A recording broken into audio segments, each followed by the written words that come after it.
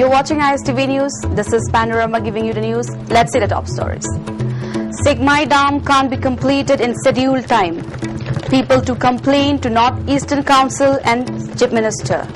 And Safi Lan fee, Wangkai fee and Moirang fee recognized by Government of India under GI Act. Set to invest rupees 27 crore to produce these 3 clothes. The news in detail. The Sigmai Dam, which was targeted to be completed in March last, has not been able to keep the schedule. People living around the area who would be benefited by the dam when completed are going to complain to the North-Eastern Council and the Chief Minister of Manipur. 3 MLAs, namely N. Biren of Hangang AC, Devendro of Sigmai AC and Brazabidu of Lamsang AC, along with the Chief Engineer of Mine Irrigation, M. Siam Babu, concerned officials and members of the Koirengai Awangkul Mapan Saukat Kongtang Committee inspected the dam site. The 3 MLAs felt unsatisfied with the present status of the dam and also the careless manner in which the work was going on. The present condition of the dam resulted from the haphazard manner of working. If a work is to be done for the welfare of the people, then it has to be done sincerely, MLA Biren said. Advisor Nandalal Angomcha said the Minor Irrigation Department had said that the dam would be completed in the month of March, but has not been able to keep its word. But the department and the contractor remain indifferent, he said. The work could not be completed as the chief engineer of the department and other officials are negligent. Moreover, as there has been technical flaw in the construction, the dam has failed to supply water. Considering these flaws and negligence, the committee will submit written complaint to the Chief Minister and the North-Eastern Council and urge them to look into the matter.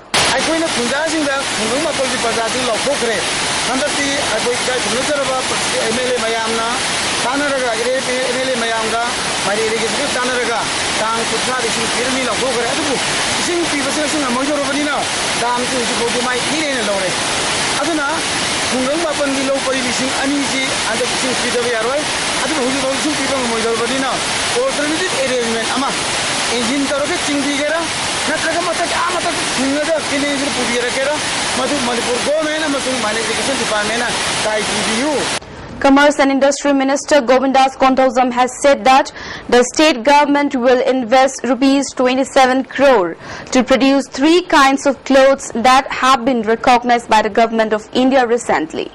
The minister said this while speaking at a function held at the auditorium of Manipur Film Development Corporation on the topic Handloom Scheme and Geographical Identification, GI Act.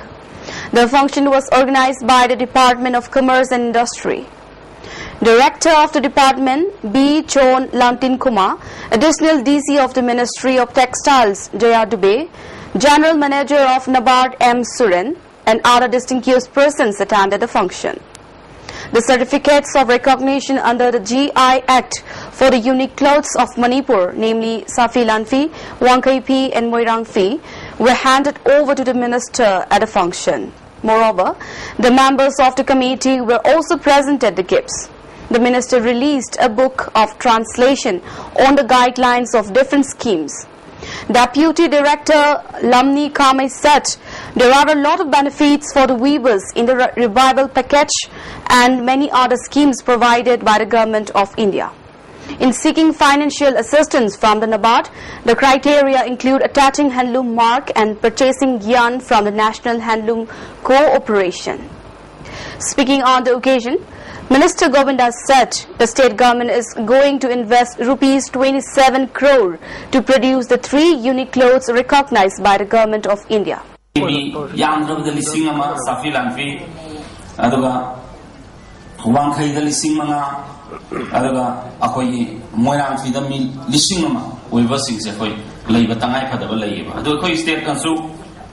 atop kanana imitate tawge hado matau tamge haisi akoi masimasu ko yengsinna ba committee am watchdog mechanism am ko puthoni semani akoi namasida madugi mathakta koi fine lawsu yadoine akoi matau tamai dama. Model Club Chingamakha Apunbalam Jinglup, Salai Apunba Nupilam Jinglup, and many residents of the Singzame areas stayed to sit in protest against yesterday's bomb blast that killed 2 non-locals and injured more than 17 persons. The sit-in demonstration was held on the western side of the Indo-Myanmar road, blocking half of the road at Singzame Chingamakong. Many placards condemning the incident of bomb blast were displayed in the protest. Talking to media persons, President of the Chingamakha Apunbalam Jinglup, Syama Devi, said yesterday's blast was unfortunate and condemnable. Besides, it was a cowardly act. She appealed to those responsible not to repeat such act in future. Further, she demanded clarification from those responsible for the blast at the earliest.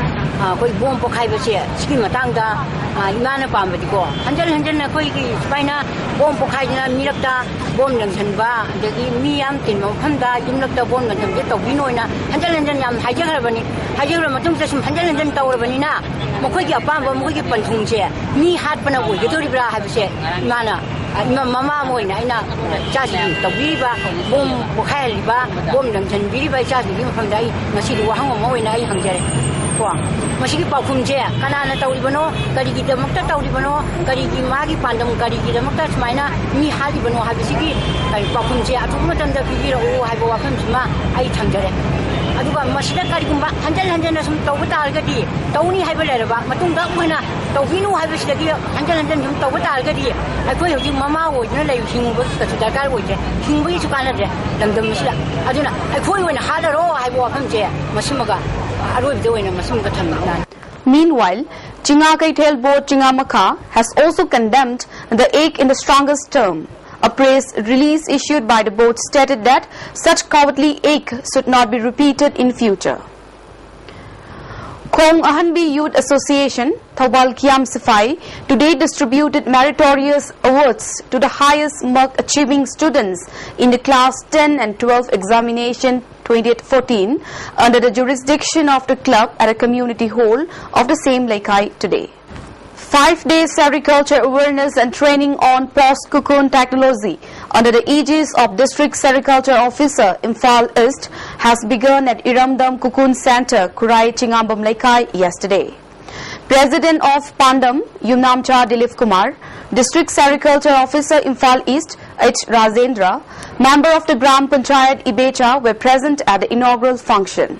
Altogether, 40 women are taking part in the training. Thawbal Okram Wangmataba Mahila Mandal Meirapaibi is continuing the drive against intoxicants at various places of Thawbal. Yesterday, the Meirapaibi group seized 3,000 liters of country-made liquor from a hotel.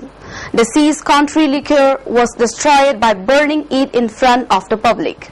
Talking to the ISTV News, Meirapaibi said the drive will continue in order to save the younger generation from drug and intoxicants.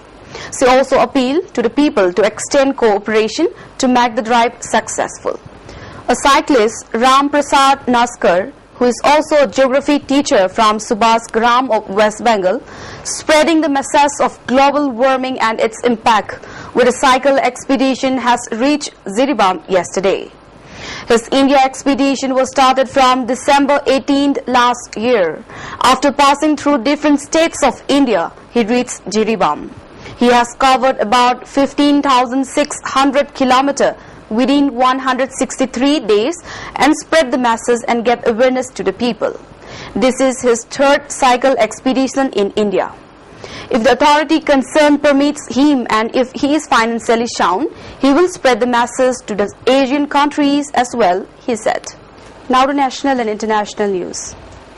Just days after deciding to allow 100% foreign direct investment (FDI) in the defence sector, government sources on Thursday said the FDI policy was likely to be cleared in the railways, infrastructure and construction too.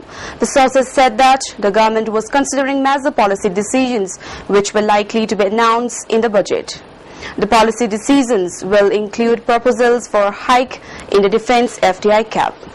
Within days of taking charge, the Modi government began work on allowing 100% FDI in defence production. 2 policemen from Uttar Pradesh who were suspected for allegedly not acting soon enough on a complaint by the family of 2 teenage sisters from Burdwan who were gang raped and later hanged from a tree have been dismissed from duty now. The father of one of the 2 girls, cousins aged 14 and 15, says they could have been saved had the police acted in time. He alleged that when the girls went missing from their home on Tuesday night, after they stepped out to go to the bathroom, their brother went looking for them and returned to tell him that they had been abducted by some men from the village. When the family went to the accused's house to confront them, the father added they admitted to abducting the girls and said they were in their custody but refused to release them. A case of rape and murder was reportedly registered against 4 men only after angry villagers protested against the alleged police apathy. 3 cops were later booked for criminal conspiracy. Of the 7 accused, 3 have been arrested so far. 4 others are still at large. Initial medical examination has confirmed that the girls were raped and died from hanging. Meanwhile, even after arrest, a rape survivor and her family constantly live under the threat of blacklists from the accused and his family. The mother of the rape survivor was allegedly beaten brutally by the father of the accused on May 26 in Etawah, the home district of Uttar Pradesh Chief Minister Akhilesh Yadav. The accused, who lives in the neighborhood, had entered a woman's house and allegedly raped her daughter.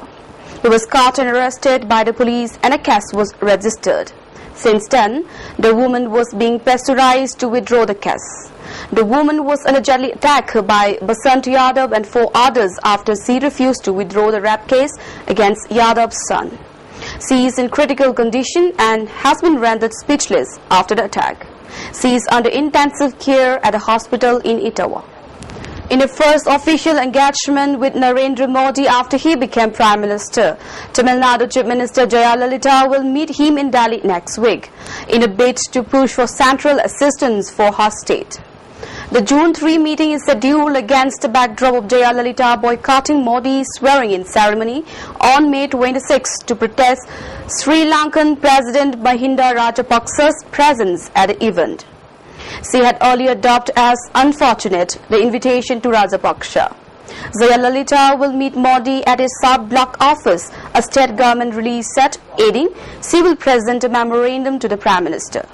Low-cost carrier Air Asia India today said its maiden daily flight will be on Bangalore-Goa route with a price tag of Rs 990 including taxes. The airline will open the bookings this evening. The first A320 flight is scheduled to leave Bangalore on June 12 afternoon, Air Asia India CEO Mitu Chandilia told reporters. Air Asia India, a joint venture between Malaysian carrier Air Asia, Tata Sons and Arun Bhatia's Telestra Trade Place, was granted flying license by aviation regulator DGCA earlier this month after 9-month long wait and various legal hurdles. Following the drubbing it received in the Lok Sabha polls, AAP Chief Arvind Kejriwal on Thursday asked party volunteers to apologize to people resigning from the Delhi government and request them to grant the party a second chance. The party is also set to rebuild its organization, Kejriwal said. In his first address to volunteers after the general elections, Kejriwal said, "When you go to the people, I request you to not argue with them. Apologize for our mistakes and ask them for one more chance. Tell them that we will stay in the government for 5 years and won't run away this time." In an attempt to boost volunteers' morale, Kejriwal said, "We expect elections to take place in October. The Delhi Assembly will be dissolved soon. We all hope that the AAP comes to power with a majority this time. Pakistan would grant India the status of non-discriminatory market access (NDMA) to facilitate enhanced bilateral trade commerce, Minister Khurram Dastigar Khan has said. It is not MFN most favored nation, but we call it NDMA, which calls for non-discriminatory and parallel market access, Khan said. Nigeria's President Goodluck Jonathan has vowed to wage a total war against militant Islamist group Boko Haram. Speaking on the 15th anniversary of the end of military rule, he said, international terrorism threatened Nigeria's democratic gains. Boko Haram has waged an increasingly bloody insurgency since 2009 to create an Islamic state in Nigeria. Its fighters killed 42 people during a raid on Gurmusi village in the northeast on Wednesday, a survivor said. Villagers were shot and hacked to death and many homes were torched, a female survivor told. Boko Haram has been holding more than 200 schoolgirls captive since last month, demanding a prisoner swept. That's all we have for now, but before we wind up, let's have a quick look at the top stories once again. Sekmai Dam can't be completed in scheduled time. People to complain to North Eastern Council and CM. And Safi Lanfi, Wangkai Fee and Moirang Fee recognized by Government of India under GI Act. State to invest rupees 27 crore to produce these 3 clothes. Thanks for watching our news, and for more updates, do stay tuned.